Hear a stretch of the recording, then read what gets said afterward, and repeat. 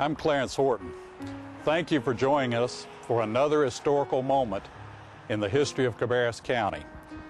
We're here at Poplar Tent Presbyterian Church, Cabarrus County, in the Rocky River region.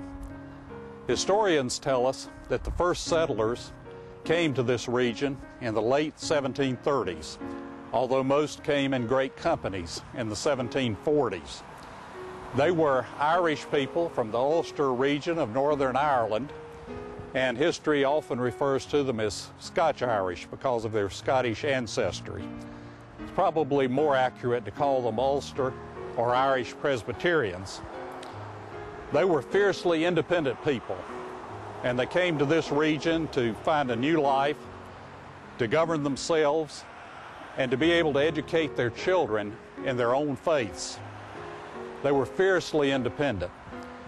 Professor R.D.W. Connor's description of the Scotch-Irishman is a classic one. He was loyal to his own kith and kin, he wrote, but stern and unrelenting to his enemies. He was brave, and he loved the stir of battle.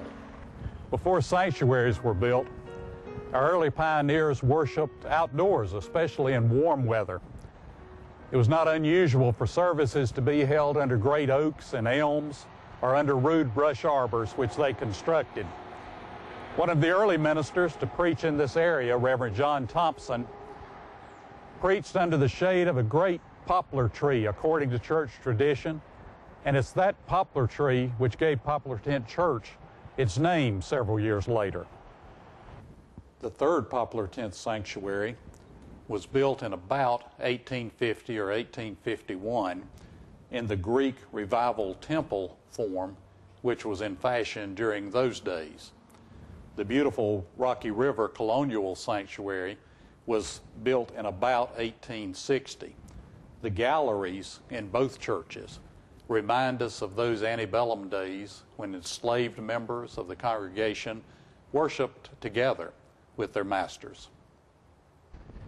The ancient and well-tended cemeteries here at Poplar Tent Presbyterian and at Rocky River Presbyterian churches are treasure troves for those searching for their ancestors and for those historians who are interested in the history of the Hornet's Nest during the Revolutionary War period.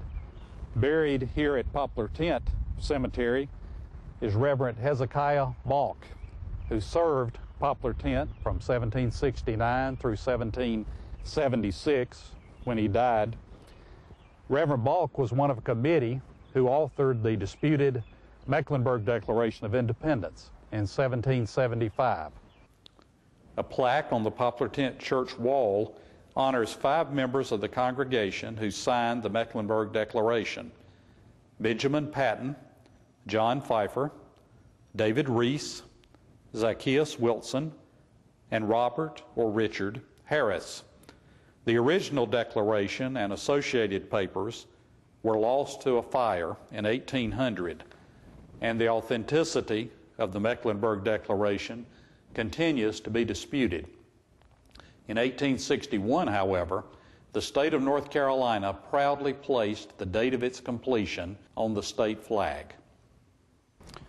Those who come to Poplar Tent Presbyterian Church for its famous annual barbecue may not be aware that in her ancient cemetery lie soldiers and patriots who, through their sacrifice and devotion, forged the history of the Rocky River region and of that special place which became Cabarrus County. Early Presbyterian historians wrote that during the Revolutionary period, in all the Rocky River region, not a single Tory was known to exist. The foundations of our modern educational system are also found in these early churches. The Presbyterians and their German neighbors to the east educated their young men in church schools taught by pastors and sometimes by visiting schoolmasters. Presbyterians taught in session houses, such as the one behind me here.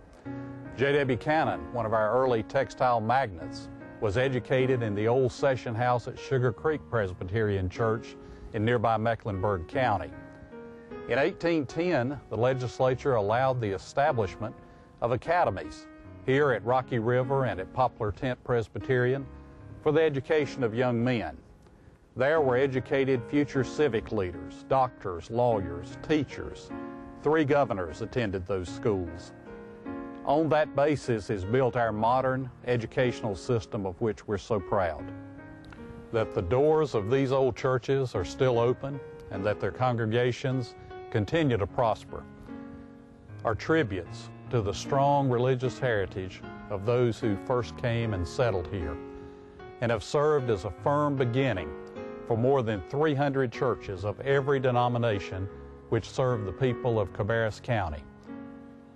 As our generation begins to enter the trackless wilderness of a new century, we can look for guidance to those who first came here, to those who taught us that we must live free and educate our children in our own faiths. We can look for courage to those who came here with only a few personal possessions and books of devotion and built homes here in the forest. We can give no greater gift to our children than to teach them about the precious heritage of the past and the unlimited opportunities of their future. Thank you for joining us for another historical moment. We hope that you will give us your comments, your suggestions, your ideas for future moments. Thank you. I look forward to seeing you again.